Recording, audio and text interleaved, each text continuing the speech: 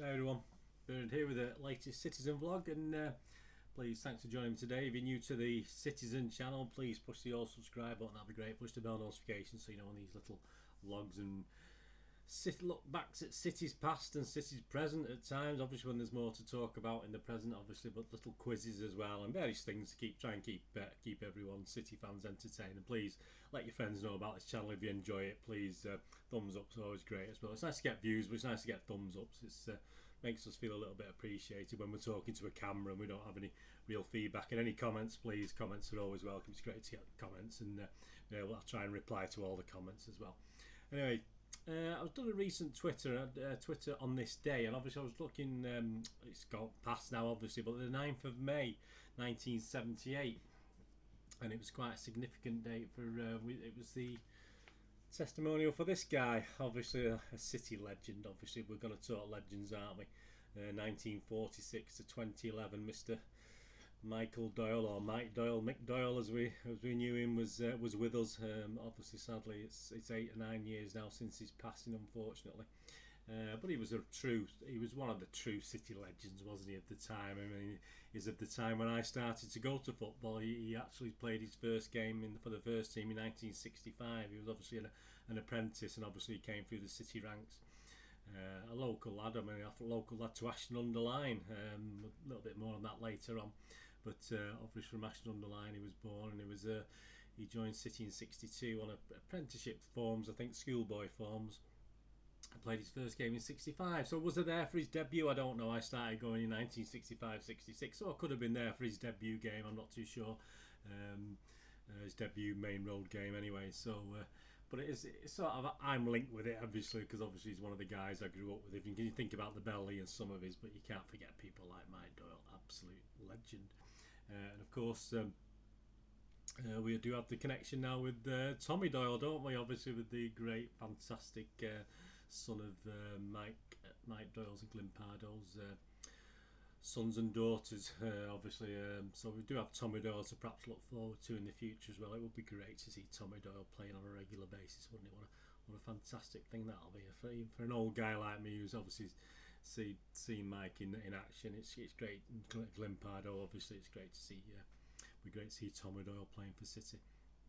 Yeah, so I mean that's a great picture. That's the first picture, isn't it? That's thing. I'll ask you a few little questions. We're going through this, just a little bit of fun, nothing, and I'll go through it at the end just to see if you got the questions right. But this obviously is holding the League Cup from the 1976 triumph there. Obviously he did so after the 1970 triumph, didn't he? But in 1976 he was City's captain. Is that true or false? Just a little quick true or false question for you there. Was he City's captain? True or false, Mike Doyle, in the 1976 version. I've got some tickets here actually from the this testimonial game, which was played against an England 11. I'll show you that the team in a bit. Obviously I've got the actual stub tickets here. So 2 lots. I've got one that's for the Kippax, and this is for the main stand, I think. So obviously, but interesting enough, that main stand one, look, it's not even been taught, so that wasn't even used, unfortunately. So it doesn't matter if it's a testimonial game. The money would have gone anyway, wouldn't it? Money would have been given, but obviously this one's not got it. But this one's got the actual thing, so it's actually still intact. So that certainly wasn't used, and I didn't go in the main stand. But there's 3 for the Kippax, 3 tickets for the Kippax. I'm sure I sort of used one of them. I had a couple of guys I used to go with would probably use them for them as well. So that's interesting to have the nice little stubs. And it was an interesting one because there's an article in it from Dennis Lowe from the Daily Telegraph. We've got a great picture. There's a couple of pictures with car. I don't know what sort of car that is. If you're into your cars, you might know what that is. I have no idea whatsoever. But we do hear a lot about his hatred of United, etc., etc., don't we? And some interesting bits in this programme. Just tell you a little bit about him. I did read an article from his wife once as well, who sort of put things to bed really on his hatred for United. Yes, on the pitch, yes, but it wasn't a general hatred that some of us do have, or a disliking. Let's not call it hate, let's call it disliking for our lovely neighbours. But it was interesting that Dennis Lowe wrote a few things in here, and I'll just quote from this little article he wrote. Whenever I look back on Mike Doyle's distinguished career, I think of September Day in 1972, when I was sitting on what promised to be one of the best football stories of any season. It was the time that Mike, the self-confessed critic of everything connected with Manchester United, but his wife sort of denied a little bit of that, almost left Main Road to sign for the Old Trafford club. United's move for Doyle started when both clubs were struggling in the lower reaches of the First Division, and Frank O'Farrell and Malcolm Allison, rival managers and former playing colleagues at West Ham, were discussing players who might be available. Doyle, to the surprise of a good many folk, was out of the City side and got a hint that O'Farrell was ready to step in with a bid when Mike refused a 100,000 transfer to Stoke City. He did end up at Stoke, didn't he? At first, the grapevine tip didn't seem right. I was sure several members of the City and United boards would have reservations about the proposed signing. But later the information checked out and I sat down to write a piece that would cause quite a stir. I then got a telephone call asking me to wait a day before publishing. There were snags and the deal could fall through if the story got out. Very reluctantly I agreed and heard 24 hours later that the negotiation had collapsed. It wasn't that Mike was against the move. There you go. He had spoken to Frank O'Farrell and was waiting to be told by City what terms had been agreed. But I believe Malcolm was persuaded to have second thoughts by the directors. Later, one of the two snippets about the deal made the newspaper was not the full tale. Within a few weeks, another City player, Wyn Davis, moved to Old Trafford, you remember that? And Brian Kidd, a player mentioned by Alison O'Farrell at the time, eventually landed at Main Road via Arsenal. As we all know, Mike stayed with City and went on to add full England caps to his collection of soccer honours. And although fortune hasn't always smiled on him, I'm sure he has no regrets. Week in, week out, his magnificent and consistent performances have meant so much to Manchester City. During the last 13 years, I join his thousands of fans in wishing Mike a bumper testimonial. So Mike Doyle was willing to go to Manchester United. So that sort of knocks on the head some of this thing of he hates United and all this sort of thing, which I did read in an interview with his wife in one of the programmes I was looking through from many years ago. Who said off the pitch, on the pitch, yeah, he'll be, but he didn't have any particular dislike of Manchester United. And I think interesting to read that article, so it sort of backs it up, doesn't it? So that was interesting. I thought I'd share that with you anyway, and sort of puts a few little ghosts to bed, doesn't it? A few little things about him. Of course, he loved City and he played for City and he was proud of playing for City. But yeah, he didn't have the total hate for United we all assume he had. But I mean, we can always remember the Old Trafford, can't we? Dennis Hill back here. There's some images, I haven't got them here now, but I've seen them, where he stood just walking through the United fans who'd invaded the pitch, and with a I don't give a toss attitude, you know, big just a look on his face as, oh come on then, you know, you want to come near me, fair enough. But all credit to him. That's a great image there, fantastic image. I'll just read that Joe Mercer quote out for you in a minute. But what final was that after? So obviously, what final was that? He played obviously more than one game at Wembley. Can you remember what final that was? Was it the 76 one? Was it the 74 one against Wolves? Which one was that? Was it the earlier one? Can you remember who that one was? And actually, yeah, I'll tell you in a minute about that anyway. Yeah, the Joe Mercer quote. This is a quote from Joe Mercer about Mike Doyle, which I think is nice to read out. It is a great personal pleasure that I pen these few words of appreciation to my old wing half, Mike Doyle. He's played number 4, of course. For all he has given to England, Manchester City and football in general. I hope his testimonial to success it has earned and deserves. Mike's the modern Billy Wright. He can only give 100% whether he's playing international football, club football or in the reserves. He's a dying breed, a ball winner, the best since Roy Paul and Dave Ewing for City. I hope everything goes well on the night, and on the personal notes, I would like to say thanks for all you did for Big Mal and myself, and I was lucky enough to be a City manager. Great words from Mike Doyle there, and we got a sort of fantastic picture here with his wife and his daughter Natalie and Scott. That's absolutely stunning. I love the rosette as well. Fantastic. So that's an absolutely great picture, isn't it? Obviously, we know one of them. Obviously, Tommy Doyle may know one of them. Well, he probably knows them both, but obviously more all three. Sorry, not just both. But there you go. That's a great picture of Cheryl with daughter Natalie and Scott. And there's a great piece and a great image there of young Mike Doyle. Fantastic. I put that on Twitter one time and asked people if they knew who it was, and a few people did, but a lot of people didn't have a clue that was a young Mike Doyle, obviously. And the article, how Uncle Harry found a star. Who was Harry? Who are they talking about in that article? Obviously, someone who found Mike Doyle. So, you know, who was they were talking about in that. And they got a great picture on another car. I think there's another car in the background. Obviously with Tony Buck and Mike Doyle there. Fantastic. Obviously, great memories for me as well at that time. Tony Buck and Mike Doyle. And the next one, I mean, this is a stunning picture. This, I'm going to ask you now if you can recognise everybody on this picture. There's a coach on it, plus obviously I'm not going to ask you to recognise Mike Doyle. I'm sure you will, but there's another 4 players. Obviously City players, but obviously England players as well. So if you can come up with the names of those guys. So starting with this guy. So give us the names of all the guys. Obviously don't ignore Mike. I'm sure you know all them. Just a little test for you. I'll tell you later on. Great image that, isn't it? I mean, this is, you know, when great image for City fans and England fans, obviously. What a team. I mean, why we didn't win more at that time, I have no idea. We've had some great teams, haven't we, over the time. And there's also great images, another little one for you. There's a couple of celebrities here, a little bit on the bigger side celebrities, as in weight-wise, and sadly both no longer with us. One fairly recently, but there's some great images. I mean, there's that image there of Mike exercising with a certain gentleman I've actually interviewed a couple of times when I had a sort of failed magazine launch back in the 80s, but that's another story which I might go through and I've sort of touched on upon occasionally, but we'll talk about that again. Fantastic man. I've met him a couple of times and interviewed him all about Manchester City.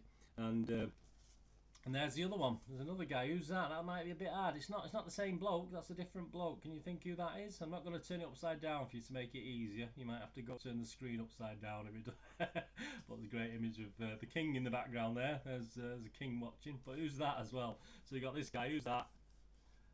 And who's that?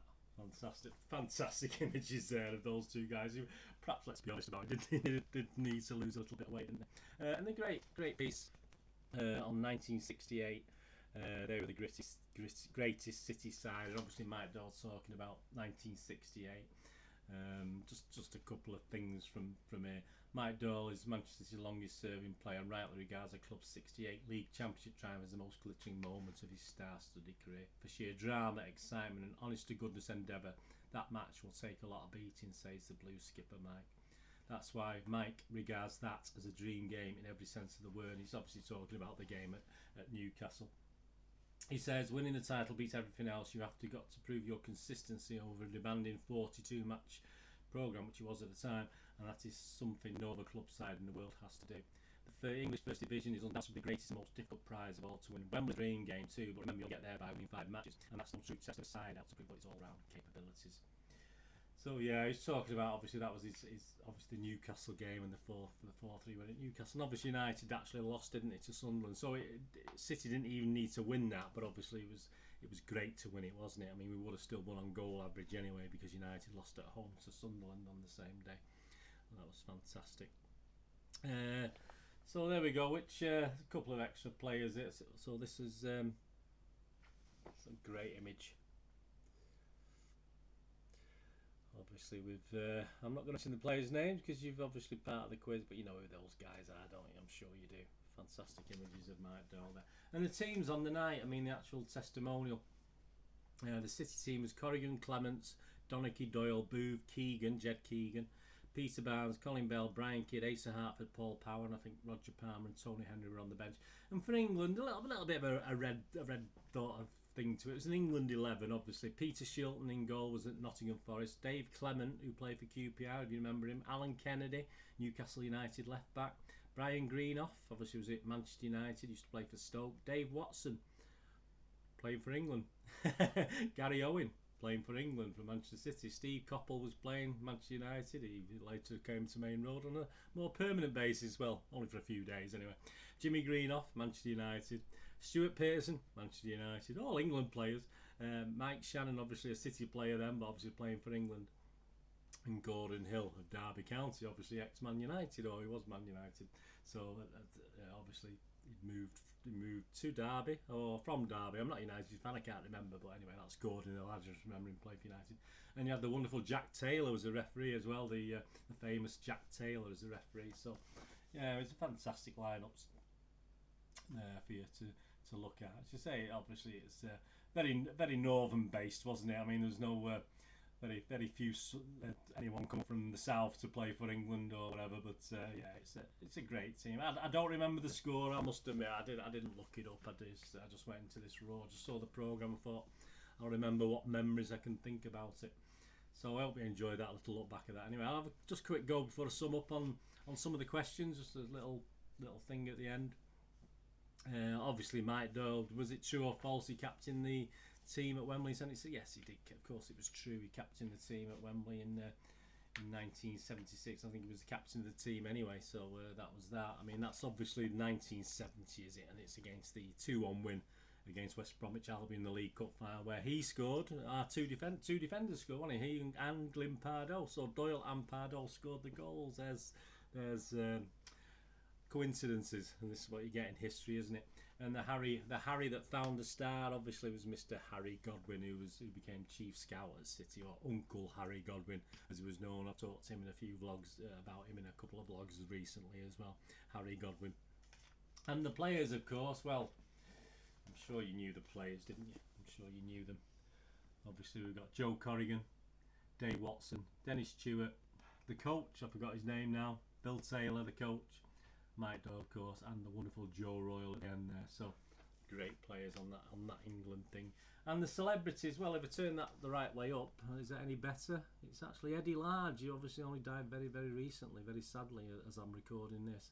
Obviously Eddie Large, and of course Mr. Manning, who I've been fortunate enough to spend a couple of hours with back in the late 80s. A wonderful, fantastic. I mean, I used to go to his embassy club a few times, but I actually managed to get him a one-on-one interview with him, a couple of interviews with him back in the late 80s. That was fantastic. And I've lost the details and the backup. I thought I had a hard copy of the interview. I did have it on a cassette tape at the time, showing how old I am, but unfortunately I lost that I've lost the interview, so it's gone now, which is sad. I mean, my fault. I usually keep these things. I'm very disappointed with that, but there you go. I was there. It's just the thought that I did actually meet Mr. Manning and have a great chat. Great bloke. Obviously got a lot of criticism, didn't he, for his humour. And just to finish off there as well, can you name the 3 teams he played for after City? I mean, I did mention one earlier on. He went on to play for 3 teams.